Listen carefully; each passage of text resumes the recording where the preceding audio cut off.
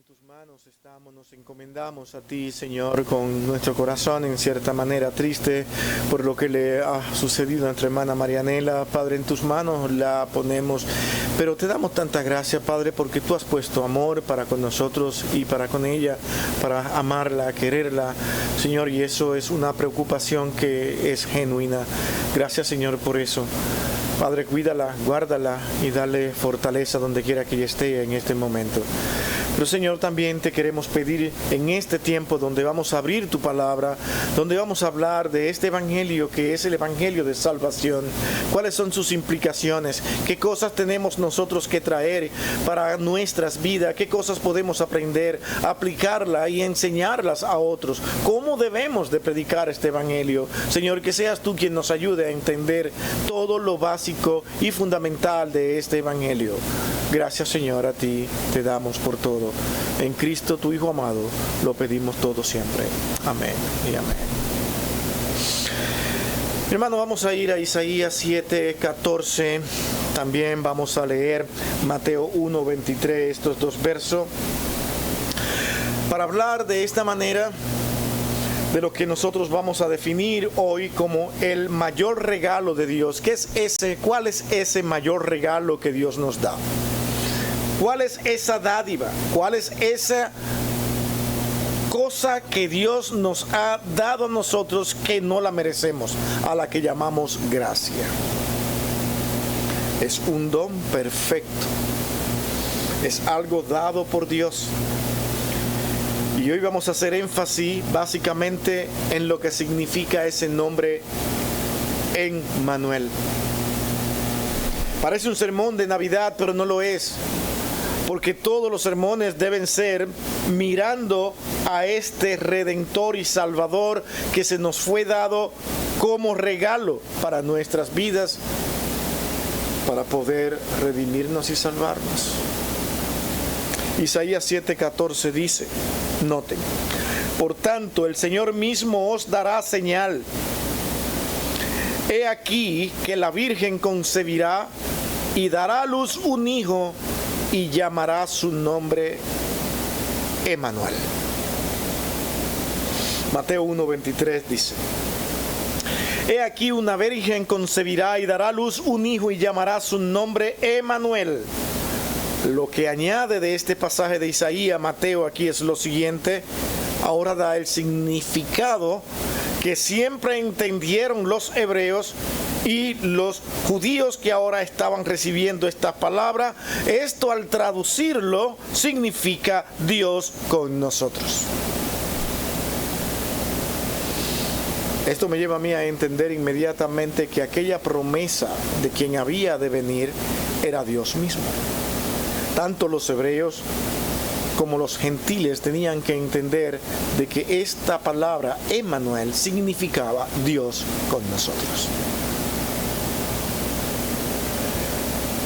No podía venir otro que no fuera Dios. El regalo no podía ser otro que Dios mismo, porque nadie podría llenar las expectativas de salvación y de liberación de esa situación en la que el ser humano se encontraba y se encuentra por haber pecado. Solamente Dios podía cumplirla. Vamos a ver el primer cumplimiento de esta profecía de Isaías. Relativamente podemos decir, mirando el tiempo de Dios, que solo unos años bastaron para que esto se cumpliera. Pero no se podían cumplir esta profecía sin que primero Dios organizara y preparara todo el ambiente para que esto se diera. Muchas cosas sucedieron desde Isaías hasta el tiempo en que Cristo vino. Nosotros en el tiempo de Dios, y quiero que mantengan eso porque para Dios el tiempo nuestro no es el de Él, y podríamos pensar que en el tiempo de Dios, para la venida de Cristo en el momento que hizo la promesa, es un tiempo relativamente corto. Ese plan de Dios que a nosotros nos parece, al ver cientos de años pasar, es mucho tiempo, es mucho lo que ha pasado después que Isaías dio esta promesa dada por Dios. Pero Dios cumplió su promesa, Dios organizó todo, pasaron muchas cosas en el mundo antes de que el ambiente propicio ocurriera. Si nos colocamos, por ejemplo, en esa tribu de Judá que fue llevada cautiva a Babilonia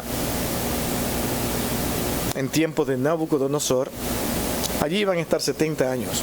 Allí harían familias, allí criarían hijos, que es lo que nosotros podríamos llamar ahora, estos son la tribu de Judá, de ahí el nombre judío específicamente. Ellos salen a los 70 años, aunque sí debemos decir, como es una realidad, de que esta tribu de Judá había cargado consigo también algunos de las diferentes tribus que se habían unido, pero seguiría siendo la tribu de Judá, llamados judíos. Y estos fueron a tratar de reparar el templo y allí adorar de nuevo, y esto le costó los trabajos que ustedes conocen, todo lo que pasó de ahí. No quiero entrar en eso, resumiéndolo todo. Lo que fue sucediendo de ahí en adelante es que en el mundo pasaron muchas cosas, conquistas, imperios que cayeron, como el mismo imperio babilonio que cae en manos de Alejandro Magno, quien conquistó prácticamente el mundo existente en ese momento. Un hombre como Alejandro Magno, que dijo, cuando no vio más que conquistar, lloró y dijo: ¿cómo es posible que ya no tenga más nada que conquistar? Tuvo control prácticamente del mundo, lo que implica que el mundo estaba helenizado, porque así se llamaban ellos, los helenos, helenistas. Ellos, de ahí la palabra los helenistas o la helenización. Prácticamente el mundo hablaba griego. Noten esto. Sin embargo, los judíos estaban ahí en medio de todos esos conflictos. Alejandro muere muy joven y sus generales se dividieron el imperio ya formado por Alejandro, y al dividírselo lo fueron deteriorando poco a poco. Entre ellos mismos cayeron en guerras y en batallas. ¿Y dónde estaba el pueblo de Judá? Un pueblo que parecía insignificante. Dios no los había abandonado. Era un pueblo al que Dios le había dado capacidades, póngame atención a todo esto, manualidades e intelectuales que cada uno de estos generales necesitaban en los momentos dados. Por eso Judá se la pasó cambiando de uno a otro, de uno a otro. Pero Dios estaba organizando un mundo para que cuando Él llegara todo estuviera perfectamente preparado para las palabras que Cristo tendría que dar a conocer. Aquel idioma griego que ya existía cuando llega Herodes y ahora establece un Estado de Israel, hace un nuevo templo, un templo maravilloso, increíble. Todo el que pasaba por ahí tenía que ver las maravillas de aquella construcción. El pueblo judío pensaba que ya eso era lo más grande y estaban esperando al Mesías, aquel que ellos conocían con el nombre Emmanuel, y entendían claramente lo que esta palabra significaba. Emmanuel, Dios con nosotros. Y noten esto, y usted entiéndalo, no deje de entenderlo a ellos mismos. Ellos eran la tribu de Judá, la promesa fue dada a ellos, y ellos entendieron que esta palabra era ese Dios con nosotros los judíos. Los demás no, vamos a controlar, vamos a gobernar, y va a ser Dios mismo. Lo vieron a esa venida del Señor en términos nacionalistas. Nosotros somos la nación que va a gobernar junto a Dios mismo. Llega Cristo, todo preparado, un idioma perfecto, que hasta el día de hoy es uno de los idiomas más perfectos, para poder dar las expresiones y las explicaciones claras. Prácticamente el mundo conocía griego. Se podía expandir fácilmente el evangelio. Imaginémonos que Cristo hubiese venido en tiempo de cuando Judá estaba cautivo en Babilonia. Lo que Cristo hizo en 3 años no lo podría haber hecho. El mundo no estaba preparado para recibir a Cristo. De tal manera que todo lo que pasó con estas conquistas de Alejandro Magno, la división misma del imperio, el control en diferentes partes del mundo de estos 4 generales, y luego el imperio romano en control de todo, y ahora los judíos establecidos y apoyados por el mismo emperador, ahí estaban, a los pies de ellos, pero como nación. Claro, tuvieron varias batallas porque querían seguirse también independizando de Roma, pero estaban más estables ahí, y ahora se podía predicar el evangelio. Y en 3 años y medio le bastaron a Cristo para dar a conocer todo lo que Él quería dar a conocer. El tiempo perfecto llegó porque la promesa fue dada y fue cumplida. Cristo cumple su promesa. Este niño que había sido proclamado por Isaías tenía un título, se llamaba Emmanuel, pero en Cristo se cumple de manera plena todas estas profecías. Le parezca al judío no converso y no creyente, tendrá que ir al libro de Isaías y hacer una interpretación. Pero ¿cuál interpretación va a dar? Si cuando ve a este Cristo cumple con todo lo que se prometió. Nacería de una virgen. Él mismo tuvo varias discusiones presentándose a los judíos como el Emmanuel. Cuando ellos escuchaban la palabra Emmanuel, ¿qué decían? Es que Él se hace Dios. Él se cree que Él es el Mesías, que Él es Dios que vino. ¿Por qué no lo podían aceptar? Porque para ellos era un ser frágil, un ser de una familia normal, con las características tuya y mía. No se diferenciaba de un judío como de los otros, era el mismo, un judío cualquiera. Pero ¿cómo creer en este hombre que sufre hambre, tiene sed, se angustia, tiene todo lo que en verdad un ser humano padece? ¿Cómo vamos a creer en Él y decir que Él es Emmanuel? Porque el término Emmanuel era Dios con nosotros. Eso elimina cualquier otra doctrina que usted pueda coincidir y analizar a la luz de la palabra acerca de si Cristo es Dios o no. O Él estaba mintiendo, toda la Escritura miente y nosotros hemos sido engañados por siglos. O en verdad Cristo es Dios y estuvo con nosotros y tuvo una venida en 2 etapas. Una vino a darlo todo por nosotros y volverá, pero volverá de una manera diferente, como vamos a estar mirando. Y también por profecía. ¿Cómo lo vamos a ver? Bueno, vamos a comenzar con nuestro primer punto para nosotros ver ese regalo que Dios nos ha entregado con respecto a Cristo, quien es el regalo mismo. Cristo mismo, como el regalo, Él proclama su deidad. Él no fue simplemente un mensajero. No solamente fue el mejor de los hijos de Dios, sino que era el Hijo de Dios. Y esto tenía una importancia que los judíos en su cultura, en su idioma, podían entender. Este hombre sigue diciendo que Él es Dios mismo. Y esas eran las grandes discusiones y los pleitos que tenían entre ellos con Cristo mismo. Esta doctrina fue combatida y mucho más cuando Él hablaba del carácter vicario que Él tenía al tomar el lugar que nos correspondía a nosotros. Él lo toma. ¿Se convierte en qué? En un vicario.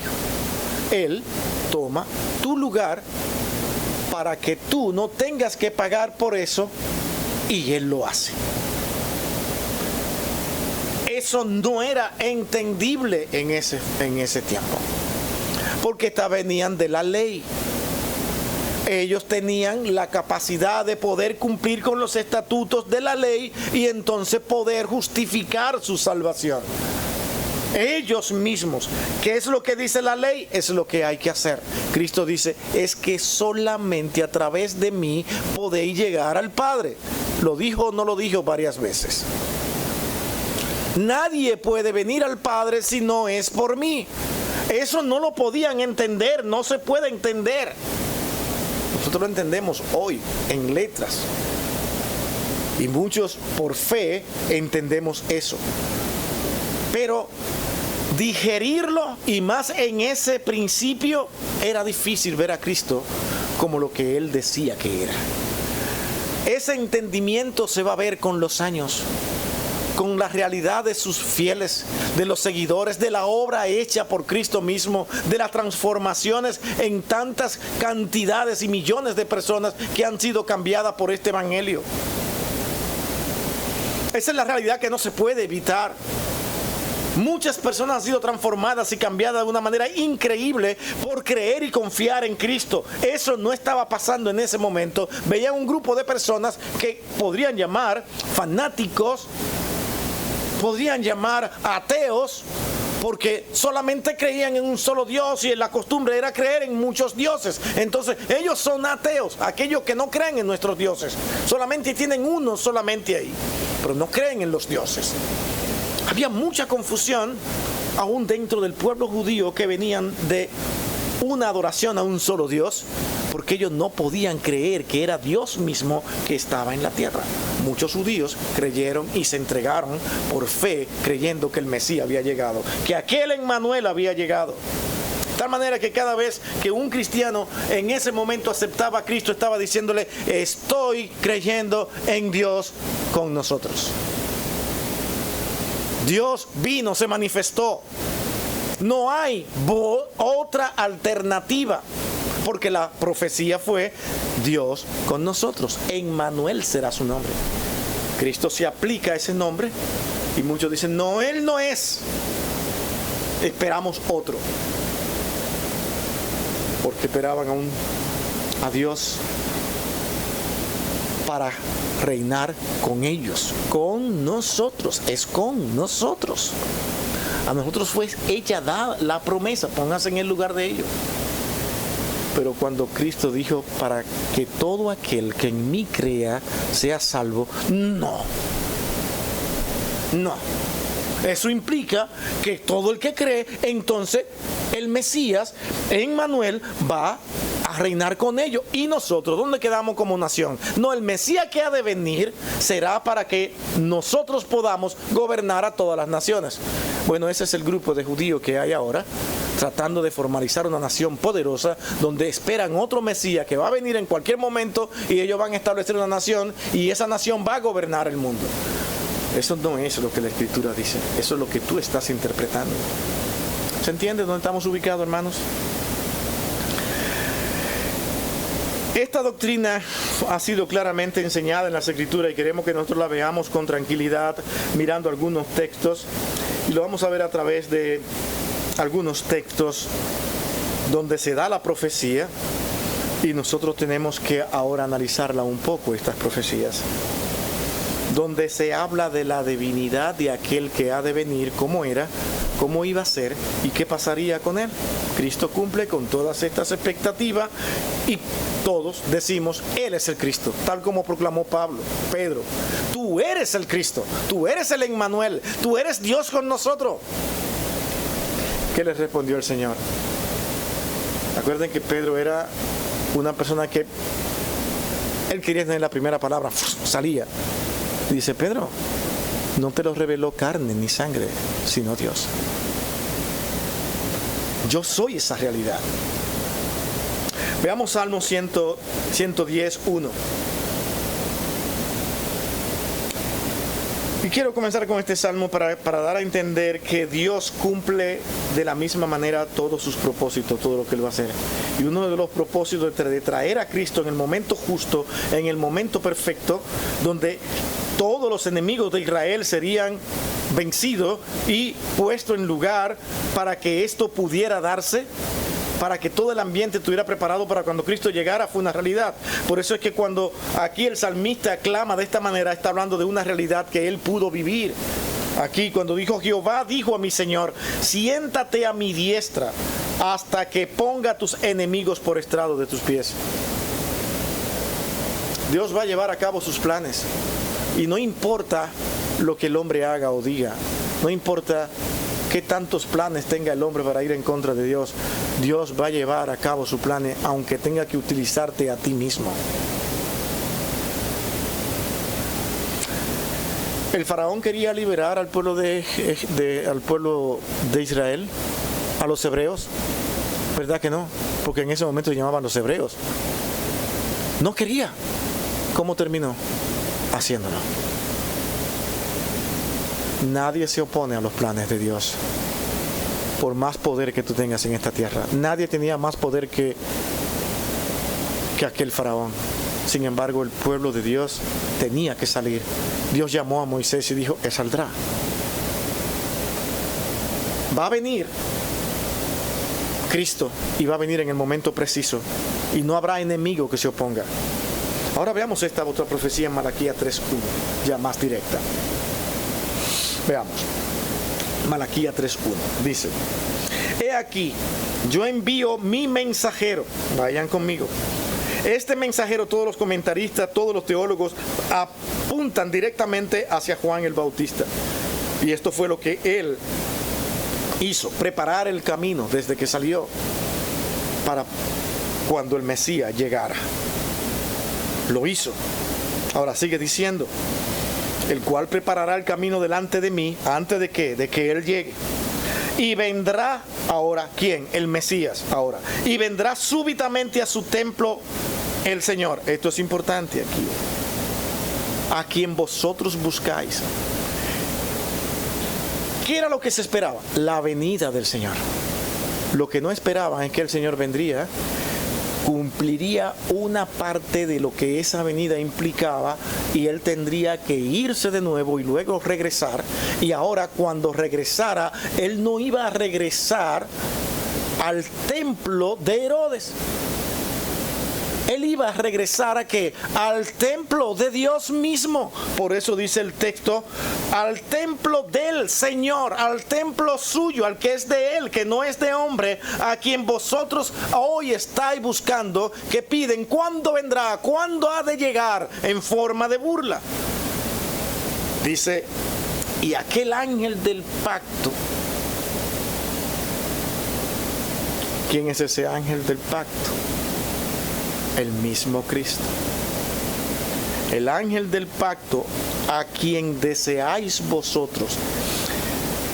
De la misma manera que concluye este hermano que acaba de morir, MacArthur, cuando él habla del templo, dice: este templo no puede ser otro que el templo del que habla Ezequiel, donde habla de un templo milenario, y al hablar de esta manera habla de un templo que es eterno. Este templo solamente será visto en su segunda venida. Ahora, este ángel del pacto también es Cristo, porque el pacto ha sido manifestado en él, el pacto de gracia, de salvación. Y en esta parte, al leer a Sproul dice que esto contiene muchos sarcasmos. Es como cuando alguien dice: ¿cuándo viene? Bueno, pues el que ustedes piden que venga, vendrá. Ahí lo tienen. Ahora, ¿qué van a decir?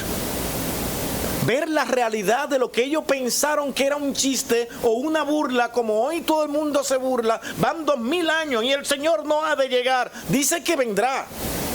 Ya cumplió una parte de esa promesa. Ahora Él se va, resucita, y eso fue visible. Nadie puede negar eso. Y regresará. Pero esta vez regresará para un plan eterno y entrará directamente a su templo. Y lo impactante de este verso es que dice: he aquí viene. Viene. ¿Sabe quién lo ha dicho? Ha dicho Jehová de los ejércitos. Nadie tiene más control que Él. Y Él dijo que vendrá y viene. Nosotros los creyentes creemos esto a plenitud y podemos pronunciarlo con seguridad, con la esperanza de que alguien lo crea. Porque si alguien no lo cree, simplemente no formará parte en el plan eterno de Dios. Sencillo, porque no podemos decir más de ahí. Este plan de proclamación de la deidad de Cristo es presentado por Él mismo, como dijimos antes. Este fue el punto capital, el punto más fuerte de la disputa entre Él y los judíos. Los judíos tenían una teología diferente sustentada por todo lo que habían vivido en el Antiguo Testamento y en la creencia de que Dios mismo sería que vendría. No este hombre que es un enclencle, que no parece Dios, que sufre, que no lo entendemos, hijo de María y de José, que no sabemos si fue por fornicación o que íbamos a creer en este hombre. Se resistieron. No creyeron nada. Hasta el día de hoy que muchos permanecen sin creer y esperando un Mesías que nunca ha de llegar. Ya Él vino. Ahora cuando ese Mesías real vuelva, no va a ser para hacer la voluntad del pueblo judío. Y llámenme antisemita como usted quiera. No. Será simplemente para cumplir con la voluntad de Dios y establecer lo que Él ha establecido como promesa. Que ya está hecho. Solamente falta darlo a conocer. Porque lo que Dios dice que hará es como si ya estuviera hecho. Solamente falta la manifestación donde todo ojo pueda verlo y pueda decir: ha llegado aquel Emmanuel a cumplir su promesa total, en su totalidad. Por eso es que cuando leemos esa parte que dice, y estamos en el último tiempo, está hablando de que ya no hay más nada que decir. Todo está dicho. Todo está dado a conocer. Todo está en que tú lo creas. Esa es la verdad del Evangelio. Predique el Evangelio. No espere que los demás lo crean, pero confía en que Dios puede cambiar corazones por el Evangelio. No crea que tú estás en la capacidad de cambiar personas por tu hermoso hablar, sino porque Dios en su misericordia utilizará su evangelio cuando tú lo prediques con fidelidad para cambiar corazones. Yo no puedo aplicar psicología ni filosofía de los hombres para tratar de convencer a alguien de que venga al Señor. No, predica el evangelio de Cristo. Dile que Él es el Redentor, que Él es el Salvador, que Él es Dios con nosotros. No tengan miedo, Él es Dios. Ellos no lo entienden, Dios se lo hará entender. Porque como vimos esta mañana en la escuela dominical, Él es quien pone la fe en nosotros. Yo no sé cómo es que estamos mirando la Escritura, la leemos y nuestro sesgo por cosas que nos han enseñado, doctrinas que cierran nuestras mentes y no podemos ver más allá de lo que está fácilmente explicado, nos resistimos a algo que ya está dicho. Noten 1 Juan 5:20,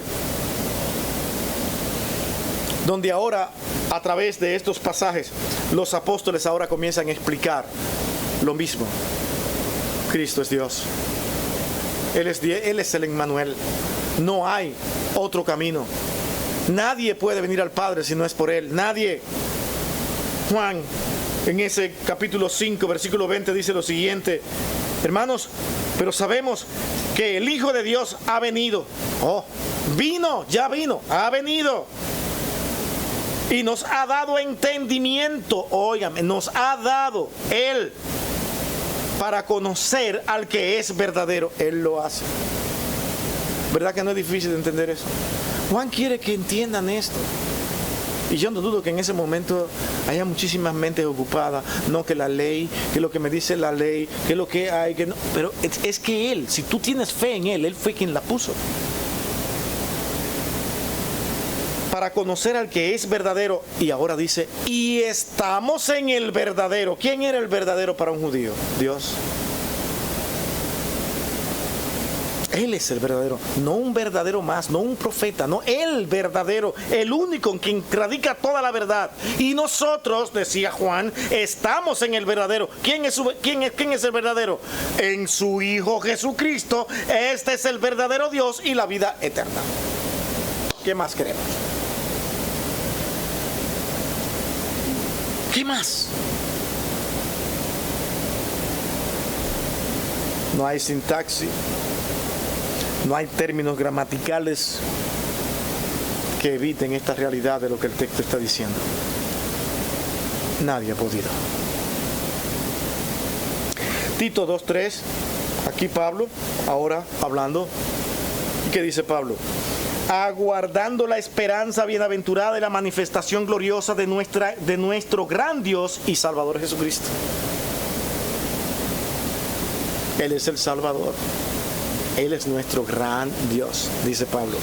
No está en el mismo punto desde Isaías hasta aquí. Él es el Emmanuel. Ya ha llegado, ya llegó. Romanos 1:4.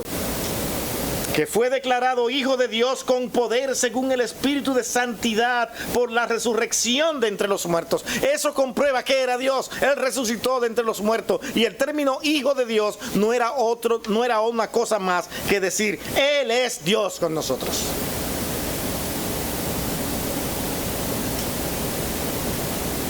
La encarnación de Cristo. ¿Qué usted puede ver de esa encarnación? Lo primero que yo pienso cuando veo la encarnación de Cristo es que Él no tenía que hacerla. Todo lo tenía. Sabía quién éramos nosotros. ¿Qué plan de salvación podía elaborar Él y salvarnos de alguna manera sin que Él tuviera que venir? Yo no lo sé. Pero yo creo que lo que Dios decidió hacer era lo mejor, porque en Dios no hay error. Podríamos proponerle si tuviéramos a un Dios pensando como nosotros, dice, no, yo voy a hacer todo lo que pueda, pero desde mi posición. Yo estoy bien aquí, hago algo especial para que las personas que yo quiero que salvarse, se salven, y entonces se va a salvar quien yo quiera. Sigue siendo así, pero Cristo quería implementar en cada uno de sus hijos una palabra que nosotros comenzamos a ver en el credo dominical, que para conocerle a Él tenían que verle en una comunión directa, no una comunión abstracta donde yo me imaginaba cómo era Él, sino alguien que se hizo como nosotros, se encarnó, se personificó para que nosotros podamos entender que Él está ahí y estará con nosotros todos los días de nuestras vidas, que ya no está lejos sino cerca.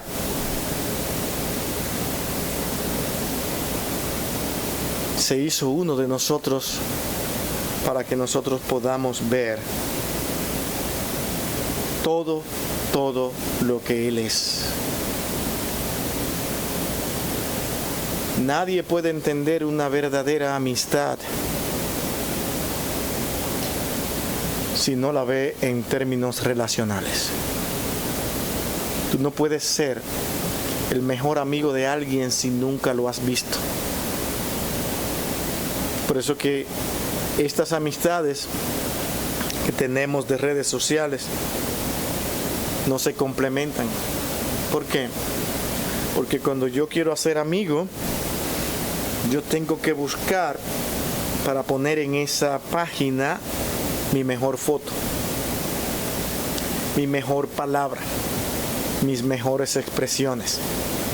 Nadie pone, este soy realmente yo, malo, bárbaro, así que me aceptas como amigo. ¿Verdad que no? Pero es posible que te vea con esa persona y diga, pero no eres todo lo que me dijiste. Porque la verdadera amistad, el verdadero entendimiento de lo que es esa unión de amigo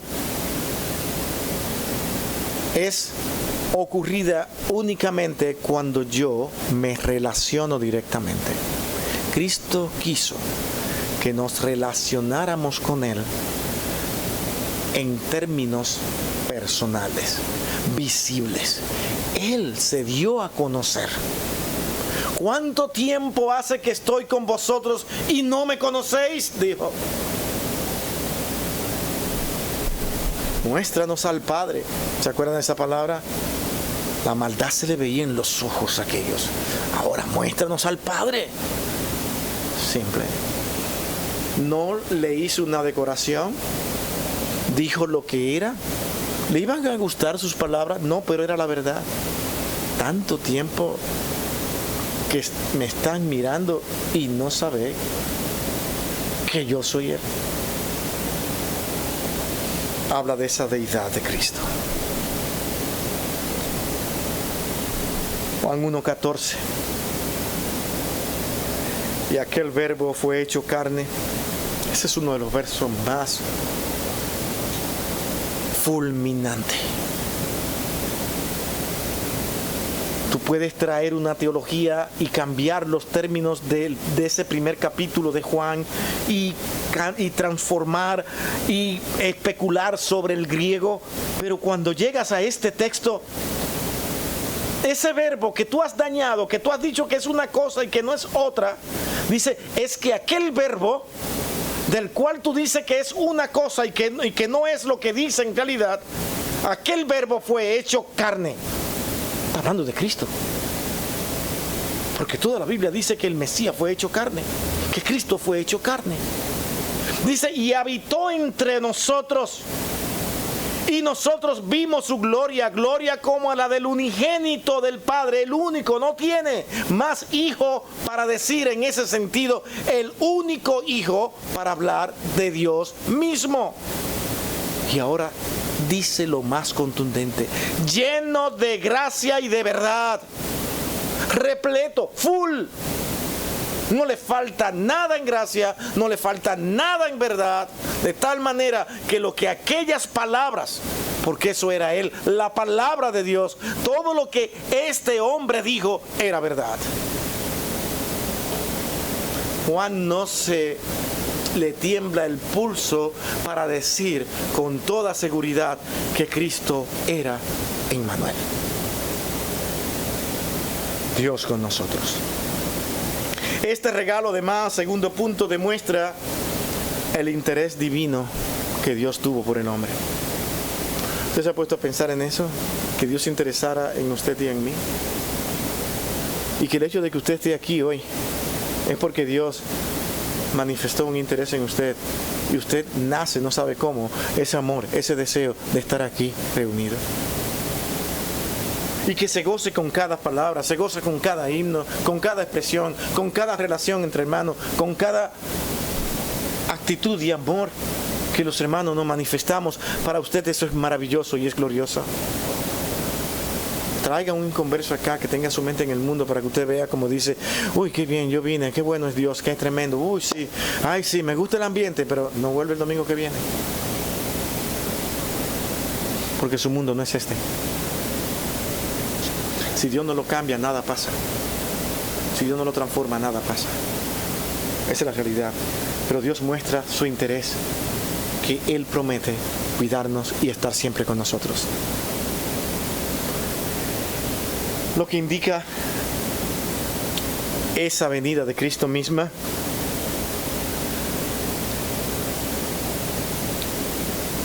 es que Cristo tuvo que venir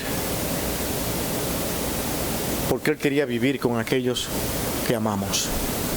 Nadie quiere vivir con una persona que no ame. Vino porque nos amó. Se quedó con nosotros porque nos amó. Y no solamente nos amó en pasado, sino que nos sigue amando. Y nos amará hasta el fin de toda nuestra existencia humana.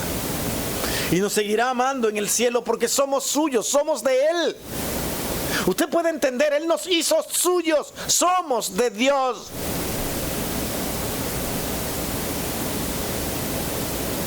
Como Cristo mismo dijo, ninguno de los que tú me diste se ha perdido, son míos.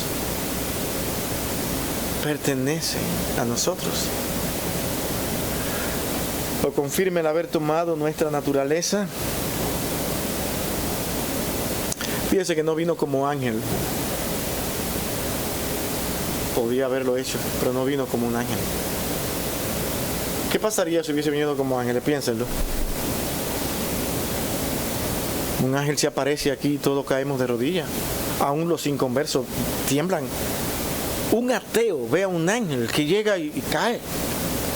No puede. Forma parte de una realidad visible. Pero sería alguien que vemos que no es de este mundo. Él quiso venir, sufrir como nosotros, hacerse como nosotros, igual a nosotros, y usted mismo lo vería como un judío más, uno cualquiera. Vivió como alguien totalmente diferente, sin pecado. No hay manera de encontrar en qué acusarle. Lo intentaron los fariseos, le hicieron diversas preguntas y tuvieron que decir, pero ¿qué clase de hombre es este? Hasta que en segundas ocasiones tuvieron que ir, no, espérate, calcula mejor tu palabra, porque si le decimos eso, él va a decir esto, si le decimos eso, él va a decir esto, mejor nos quedamos callados. ¿Han visto esos textos? Mejor calladito, no vamos a decir nada, porque ya sabemos lo que va a responder. Sabían que no tenían de qué acusarle. Hasta el día de hoy nadie puede acusar a Cristo porque era Dios con nosotros. No vino como ángel, sino como uno igual a nosotros. Eso lo confirman las circunstancias de su nacimiento. Nace en una familia normal. De esa familia normal, ¿qué va a pasar? Un trato normal como cualquier otro. En ese trato normal, midiendo las palabras de Cristo, vieron que, pero este es aquel que nació en un mesón.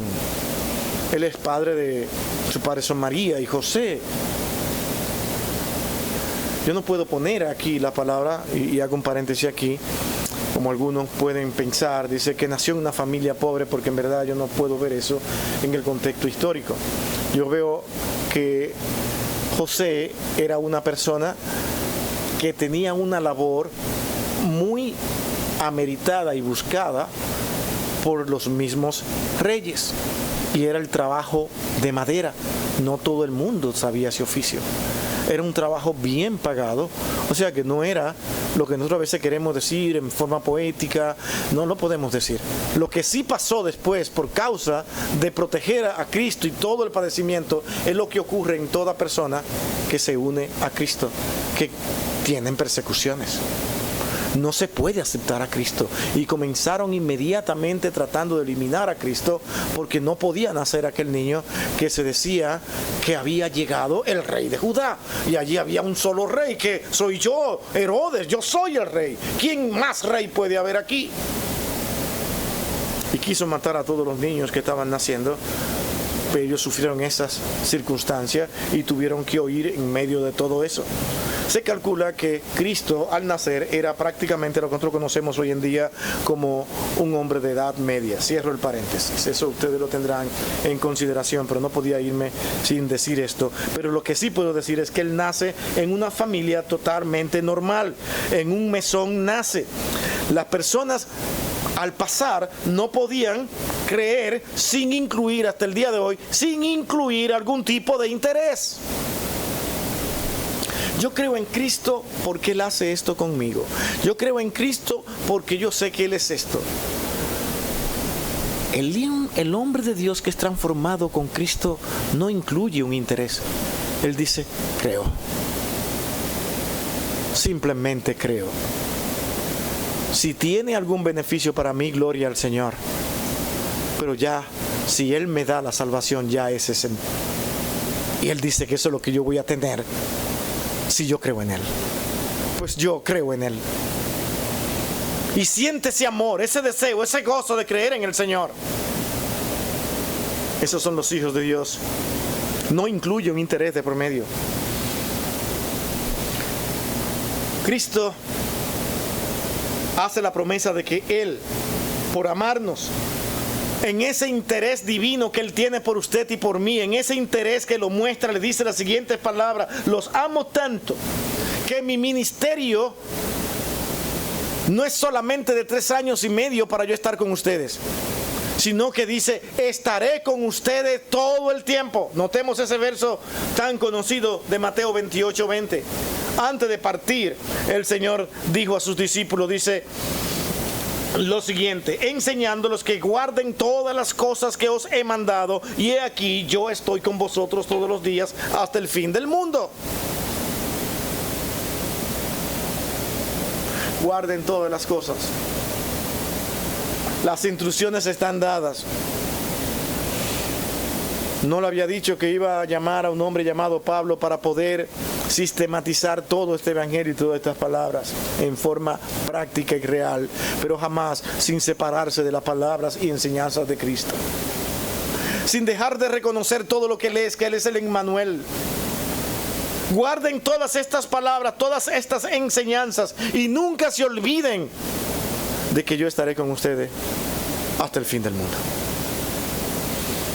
En eso consiste ese interés de aquel regalo de Dios, de que Él no nos abandona. Usted puede irse a su casa tranquilo, confiado en que tiene alguien que dijo, yo estaré contigo. Yo conozco todo lo que a ti te está pasando. Conozco todas tus necesidades antes de que tú me las expreses. Pero nunca te olvides, yo estoy contigo. Yo le creo a Dios. Yo le creo.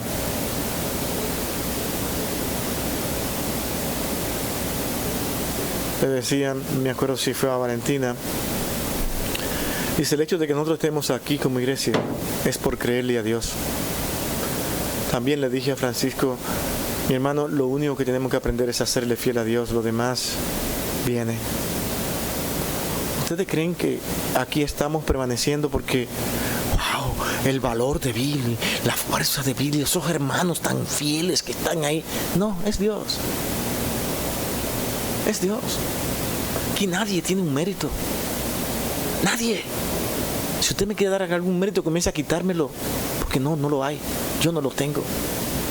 Todo lo hace Dios.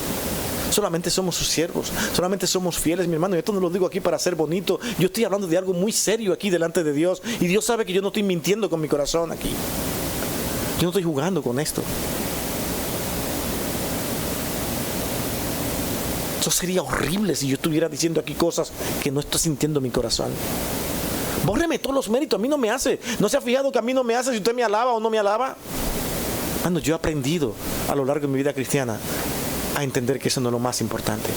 Ahora sí me estimula, me anima cuando un hermano me dice, wow, mi hermano, gracias por sus palabras. Eso me estimula, y a todo el que predica y se para de aquí y usted le sale con esas palabras, él lo incentiva, lo anima, pero finalmente él dice, Señor, eres tú. Eres tú. ¿Por qué? Porque él dijo, yo siempre estaré contigo. Tú eres mío.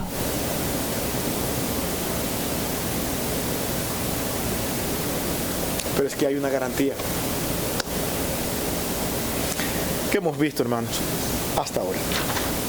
Hemos visto que Cristo mismo reclamó su deidad y la proclama, la enseñó. Los apóstoles también la enseñaron.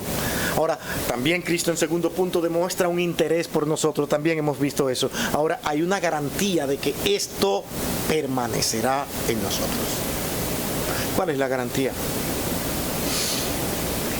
Esa garantía de la reconciliación y la salvación. Somos reconciliados con Dios y Él nos salva. Esto se reúne en esa divinidad de Cristo. De que si Él es Dios y promete algo, Él no puede fallar ni puede mentir, porque Él es Dios. Nunca dijo, el que cree en mí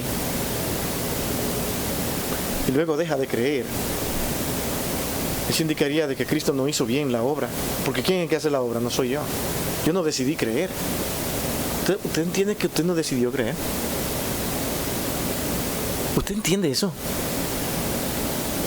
Es que Dios puso en nosotros el querer como el hacer. Yo soy el que no lo entiendo. ¿Cuándo fue que eso pasó?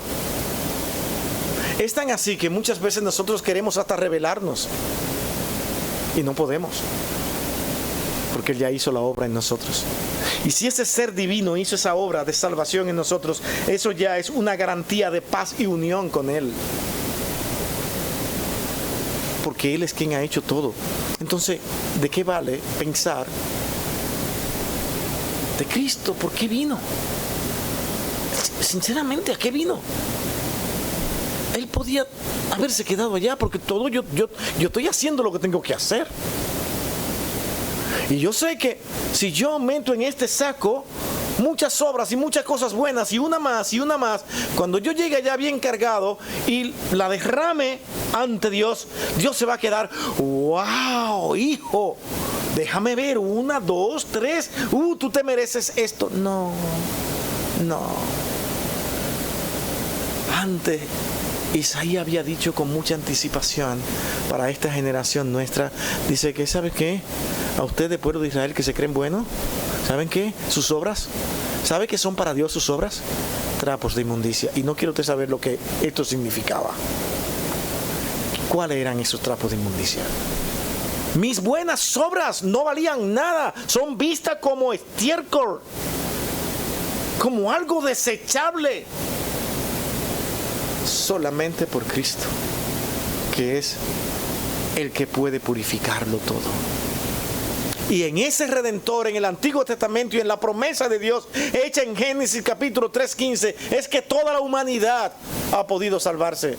Porque la promesa de salvación no ha sido puesta en el hombre, sino en Dios mismo. Él mismo hizo un pacto consigo mismo de que lo haría. Y Cristo es la manifestación de ese pacto, de que todo está cumplido, de que la salvación es a través de Él. Y eso es la garantía de que un hijo de Dios tiene, de que si ha creído, ha confiado en Él y tiene esas características internas que le llevan a amar a Dios con todo su corazón, que vive para Dios, que piensa en Dios en todo lo que hace, tú eres salvo.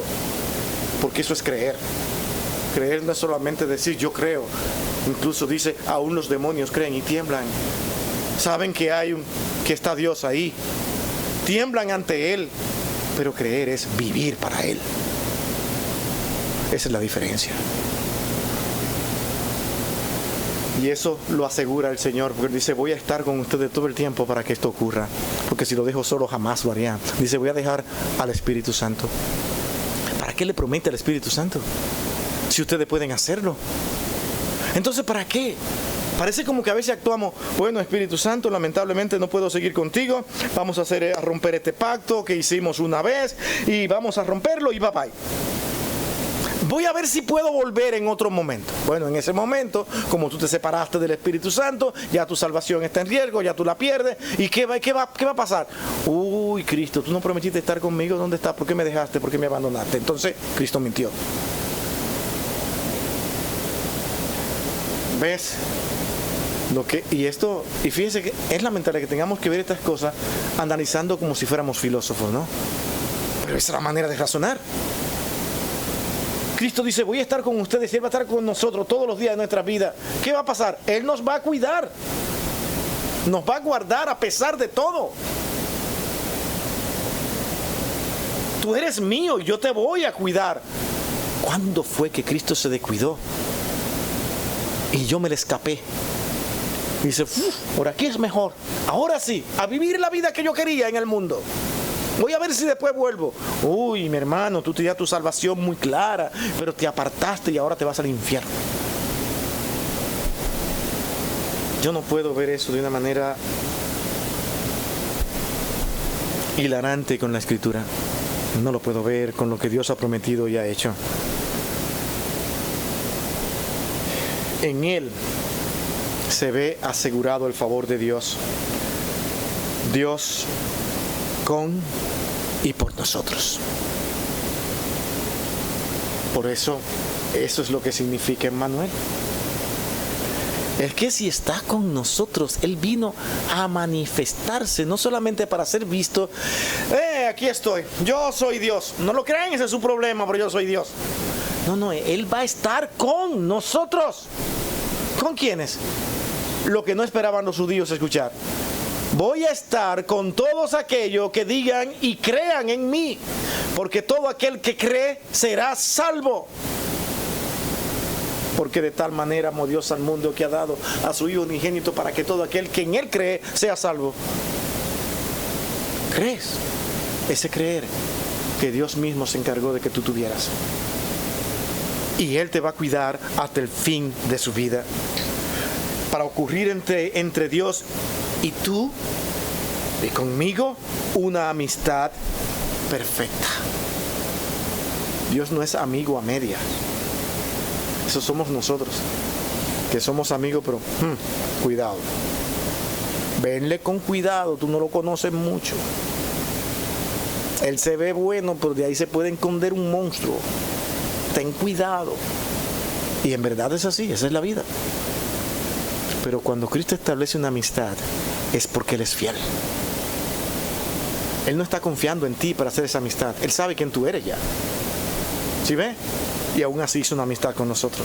Y nos transformó y nos va transformando. Por eso es que en Romanos 8:32 dice lo siguiente.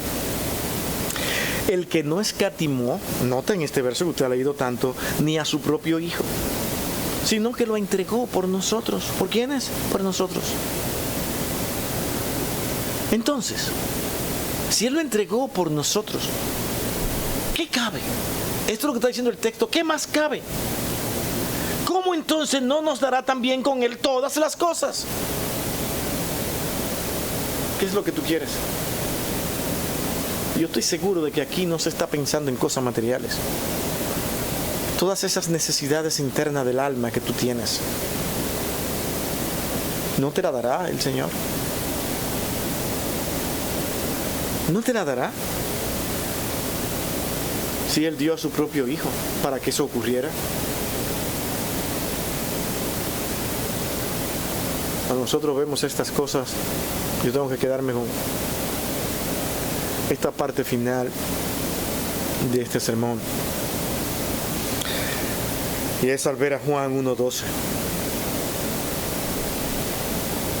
Cuando en este texto se declara lo más maravilloso que un ser humano jamás puede escuchar, si esto ha ocurrido en él.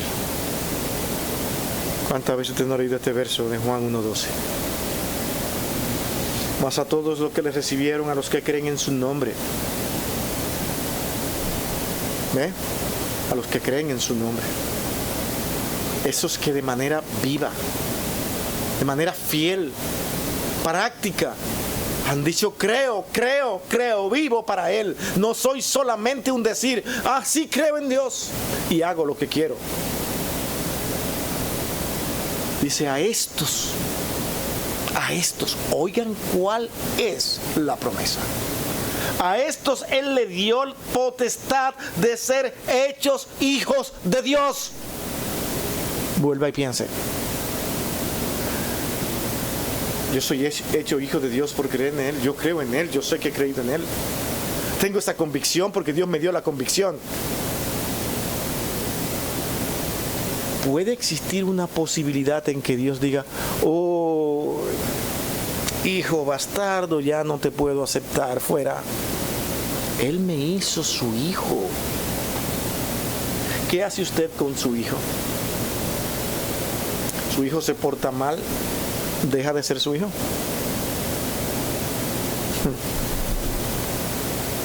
Sigue siendo su hijo. Bueno, esto se ha dicho, sí, es que ese texto está diciendo que todos somos hijos de Dios. No, el texto no está diciendo que todos somos hijos de Dios aquí. Dice a todos los que les recibieron, a los que creen en su nombre. Y tú tienes que irte a pensar en lo que significa creer. Todas las implicaciones de creer. Que significa una vida práctica. No se puede creer sin práctica. ¿De acuerdo? Una vida que manifieste que en verdad yo pertenezco a Dios. ¿Por qué? Porque somos luz. Tú comienzas a radiar luz. Que cuando tú llegues a un sitio, los demás callen. Llegó esta persona.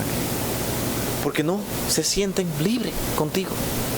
Es triste para nosotros porque a veces queremos compartir con nuestros familiares y ellos sienten que siempre están como agarrados. Y cuando tú te vas como, por fin se fue, ahora sí vamos arriba. Y comienzan a hacer todo lo que ellos quieren. ¿Tú eres así? ¿Tú eres luz de esa manera? De que los demás ven sus pecados cuando te ven a ti. Entonces tú eres uno de los que has creído. Porque lo primero que pasa en una persona que ha creído es que manifiesta luz. Cuida sus palabras, cuida su integridad a Dios, ser fiel, honesto, tantas cosas que decir. Eso, a esos que le recibieron le dio potestad de ser hechos de hijos de Dios. Amigo, hermano, recíbelo y dale lugar en tu vida, porque Él cumple lo que promete. Él cumple lo que promete. ¿Tú le crees? Ve lo glorioso de esto. Estás cansado tal vez aquí, y tal vez el domingo que viene también te vas a cansar si vienes, porque después de un momentito no es tan fácil estar sentado ahí en esos bancos escuchando a alguien hablar y hablar. Pero yo espero que en ese esfuerzo que tú has hecho hayas entendido estas palabras. Cristo es un regalo. Es un regalo que Dios lo dio para salvarte a ti. Vamos a orar. Bendito Dios y Padre nuestro,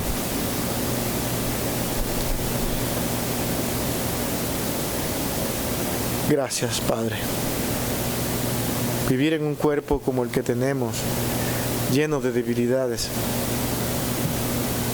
a veces nos aflige. Pero qué glorioso es saber que tú estás con nosotros. Yo creo en tus promesas, Señor. Lo he vivido, lo he visto en todos los días de mi vida. Tú sabes, Señor, como a veces me pongo a pensar en el transcurso de mi vida y digo, wow, pero realmente pasó. Y me doy cuenta de que no fui yo. Tú todo lo tienes programado, todo ordenado. Gracias, Señor, por haberme tenido presente, porque eso confirma lo que hoy hemos dicho.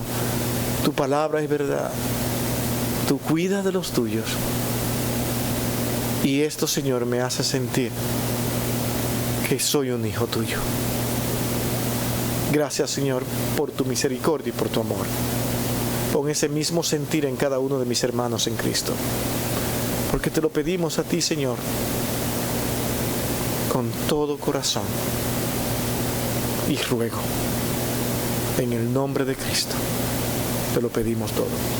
Amén.